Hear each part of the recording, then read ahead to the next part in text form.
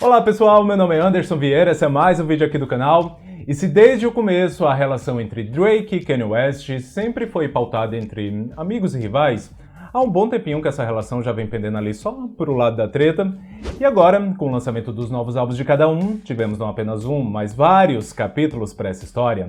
Se de um lado a gente tem um dos artistas mais influentes do rap hip hop, do outro lado também, e o que começou lá pelos meados de 2010 como uma parceria com o Kanye meio que apadrinhando o Drake, hoje é só fogo cruzado entre esses dois. Pro vídeo de hoje eu montei aqui uma timeline resumida com os principais fatos que ilustram aí como as coisas foram mudando de figura entre Kanye e Drake, pra quem viu esse assunto circulando aí nessas últimas semanas e não entendeu muito bem como todo esse rolê aconteceu. Mas antes da gente começar, só deixar aqui aquele lembretezinho de sempre de deixar o like aí no vídeo pra não esquecer depois, se inscrever no canal se ainda não for inscrito, e vamos lá! Como esse é um rolê que não envolve apenas o nome dos dois, mas como no meio do caminho o nome de um monte de gente vai entrando aí na história também, pra ficar mais simples de entender, eu separei tudo em tópicos, porque senão a gente ia ter que ficar indo e voltando toda hora para poder contextualizar tudo, então falar de uma situação de cada vez foi a melhor forma que eu encontrei.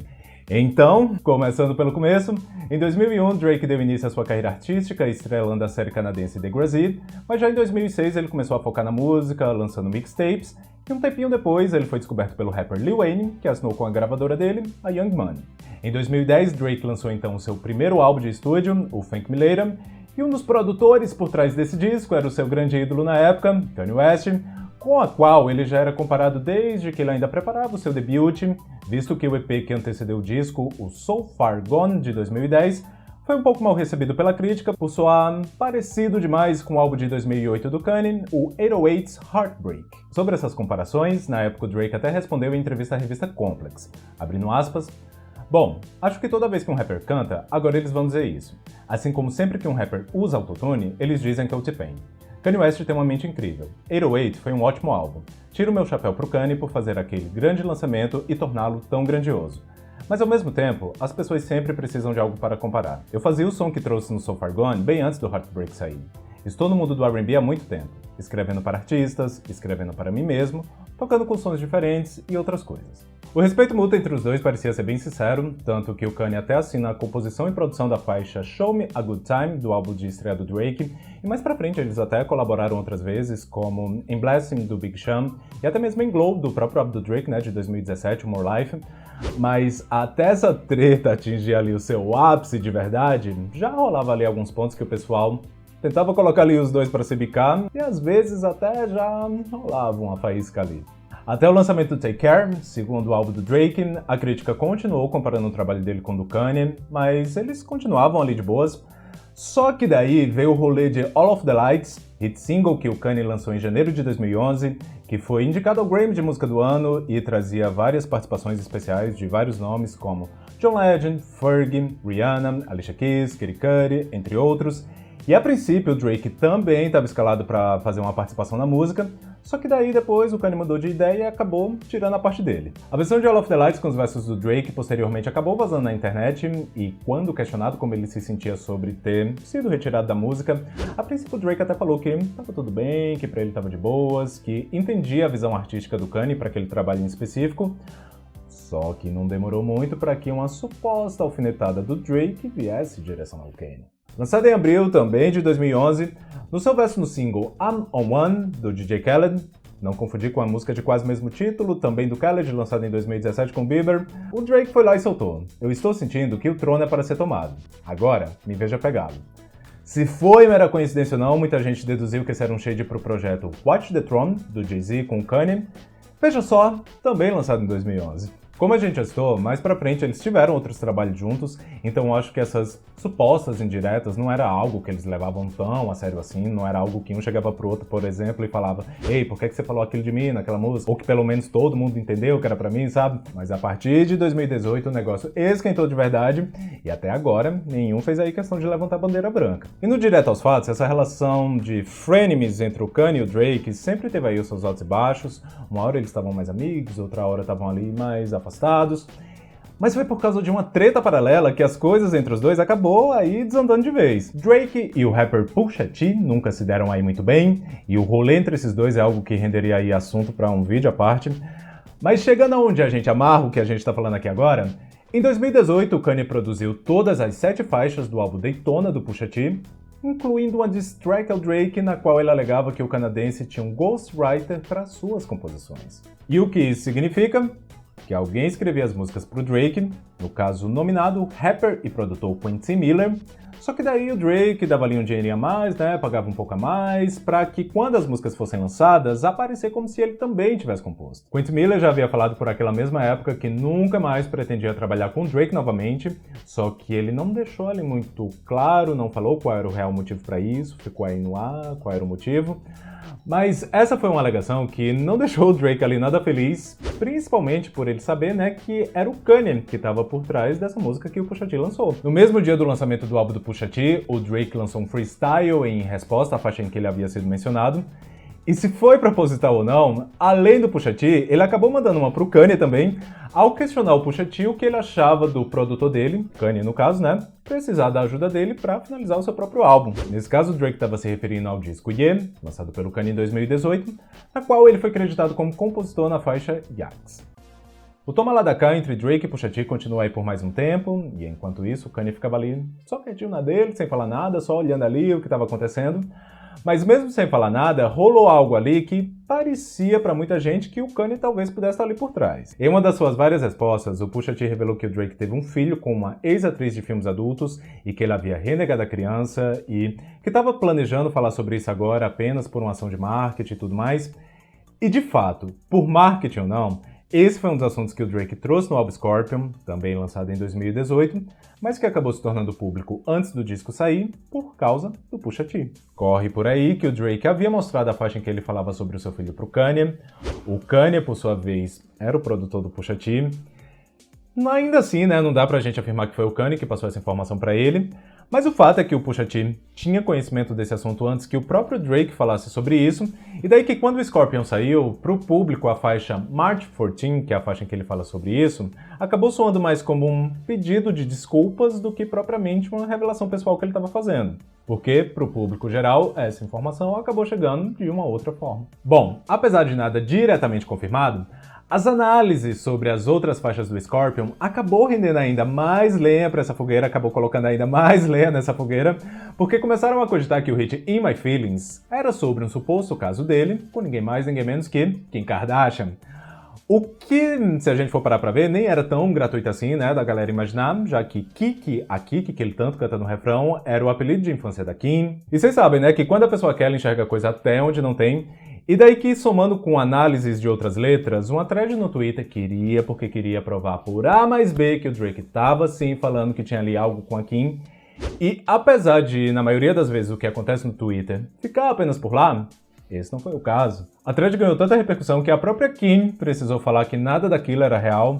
O assunto chegou também até o Kanye, que pelos stories falou que estava um pouco decepcionado com o Drake por ele não desmentir esse rumor publicamente, que mesmo que não tivesse sido a intenção, não tinha sido de bom tom usar um apelido que gerasse aí interpretações erradas nessa música. Aproveitou também para falar que ele nunca tinha falado nada sobre o filho dele pro Pusha T, só que dessa vez foi o Drake que ficou ali, ó, caladinho. Em dezembro de 2018, olha aí como esse ano foi movimentado, hein? Tivemos ainda um outro capítulo para essa história, pois foi quando o Kanye fez ali uma sequência de mais de 100 tweets direcionados ao Drake. Acho que alguns devem lembrar aí dessa parte, porque isso aí foi algo bem noticiado. E foi nos desdobramentos desses tweets que nomes como Ariana Grande, Nicki Minaj, Pete Davidson, que nada tinham a ver com essa história, acabaram entrando ali no meio do rolo também. Bora aqui entender. No dia em que o Kanye fez esses tweets, a Ariana ia lançar a faixa Imagine, do Thank You Next, e daí ela foi lá no Twitter e falou que, ó galera, sei que tem aí 2 homens adultos brigando hoje, que tá todo mundo falando sobre isso, mas vamos aqui dar atenção ao que realmente importa, hoje à noite eu vou estar lançando a minha nova música. Nisso, o Kanye foi lá e falou que amava a Ariana e que não tinha nada contra ela, que não via mal nenhum nela, só que não foi legal da parte dela fazer piada com aqueles assuntos que ele estava falando. Daí o Pete Davidson entrou na história apoiando o Kanye, falando que realmente não era de nada de bom gosto você fazer piadas com assuntos que envolviam a saúde mental. Nick também entrou no assunto, concordando com o que o Pete e o Kanye estavam falando, e daí muita gente achou que ela estava ali tentando jogar a Ariana embaixo do ônibus, só que depois ela falou que a Ariana era como se fosse uma irmã para ela, e que era sobre o comportamento da galera, que ela estava se referindo quando ela falou que fazer piadas com assuntos de saúde mental falava mais sobre você do que a própria pessoa. Enfim, acabou rendendo aí pra um monte de gente que não tinha nada a ver com o assunto, e enquanto isso, o máximo que o Drake fez foi postar um stories com 5 emojis dando gargalhada. Virando o ano, em março de 2019, em sua participação no programa My Next Guest Needs No Introduction, do David Letterman para Netflix, ao ser questionado sobre sua relação com Drake, Kanye se resumiu a falar que não possui permissão para citar o nome dele ou qualquer um de seus familiares, o que deu aí a ideia de que já tinha até rolê judicial correndo aí por trás de toda essa situação.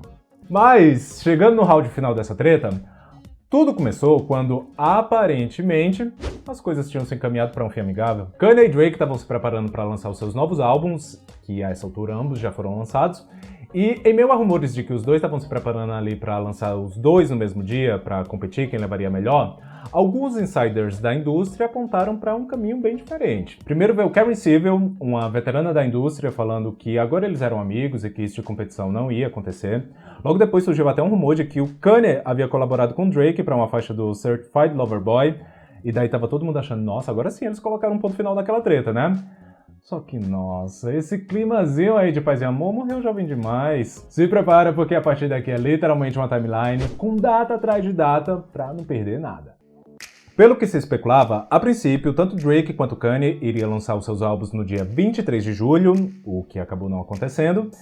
No entanto, no dia seguinte, 24 de julho, o Consequence, um dos produtores do Donda, tweetou falando que eles estavam esperando que o Drake divulgasse a data dele, dando ali a entender, né, que havia assim um plano para que os dois fossem lançados no mesmo dia.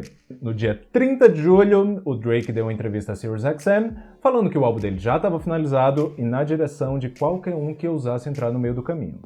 Pra bom entendedor, meia palavra basta. Como vocês devem saber, antes do lançamento do Donda, o Kanye fez várias festas, não é nem festas, né? Vários eventos para a audição do disco, e nesse processo o próprio álbum ia tendo algumas atualizações. E eis que no dia 5 de agosto, em uma atualização na faixa Junior, foram adicionados os versos: "Saia do caminho do meu lançamento, porque os perdedores nunca perdem paz." Pula então para o dia 21 de agosto e o Drake manda ali uma mensagem para o Kanye, não deixando ali mais nem abertura para subjetividades. Em uma participação surpresa na faixa Betrayal do rapper Triple Red, o canadense cita diretamente o Kanye nos seguintes versos: "Todos esses idiotas com quem estou brigando e mal conheço. 45, 44, deixa pra lá. E ele não vai mudar merda nenhuma pra mim. Está tudo finalizado." Esse finalizado provavelmente é uma referência ao seu disco que já estava pronto. E só pra constar, 45 é a idade do Consequence e 44 é a idade do Kanye. E como muitos sabem, né, é como o Kanye também é conhecido e pela qual ele até quer legalmente mudar de nome. Essa indireta foi o que culminou naquele famoso print, um chat com várias pessoas que o Kanye divulgou, onde todo mundo estava ali identificado apenas com as iniciais, mas o D em maior destaque, todo mundo já presumiu direto que era o Drake, e logo após adicionar o Pusha T na conversa, acompanhado de uma imagem do Coringa, Kanye disse: "Eu vivo para isso. Eu fui fudido por nerds burros como você toda a minha vida. Você nunca vai se recuperar, eu prometo a você." Soltou ele lá no grupo para quem quisesse entender. No dia 23 de agosto, o Kanye deu um novo passo, dessa vez divulgando o endereço do Drake, mas logo em seguida ele apagou, o que muitos acreditam que foi porque, mesmo todo mundo sabendo onde é a casa dessas celebridades em Hollywood, ainda assim divulgar publicamente o endereço de alguém é crime. Mas, quanto a tudo isso, Drake reagiu apenas dando risada no seu Instagram. No dia 29 de agosto, o álbum do Kanye, o Donda, foi finalmente lançado, e nenhuma diss track assim mais explícita foi incluída no disco. Mas lembra quando ele falou que a Universal lançou o álbum sem autorização dele? Então, na época muitos acharam que era só um marketing ali que ele estava fazendo, mas como a gente bem pode ver, né, motivos era o que não estava faltando pro Kanye querer lançar esse disco em outro dia. Mas achou que era pouco? Ainda tem mais. No dia 3 de setembro, dia do lançamento do Certified Lover Boy, Kanye lotou a cidade natal do Drake com vários banners de divulgação do Donda, o que poderia ser só mais uma estratégia de marketing comum. Toronto é uma cidade bem grande, né? Mas chegando nesse ponto aqui, alguém ainda arrisca acreditar que foi apenas coincidência?